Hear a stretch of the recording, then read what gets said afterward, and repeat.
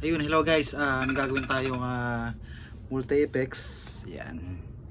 Naglolo ko yung ano niya, input jack. Over GE100. Output. Yan. Re-repair natin yan. Let's go. Guys, eto na. Bubuksan na natin. Okay, let's go.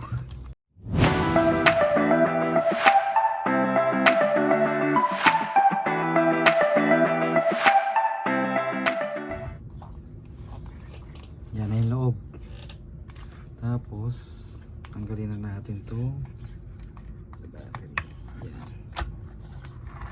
Tanggalin na siya.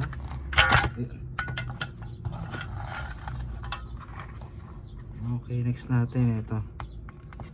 Tanggalin natin tong screw.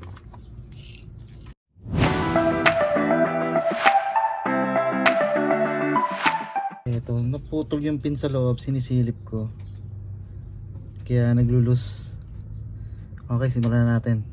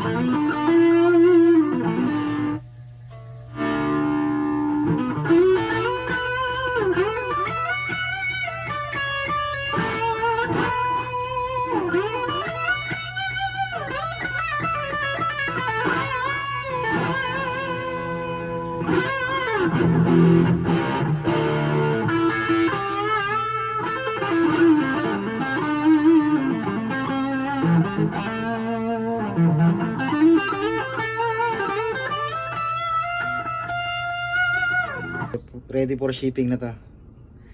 Yan. Okay na yung input jack niya or output jack. Hindi na siya naglulus.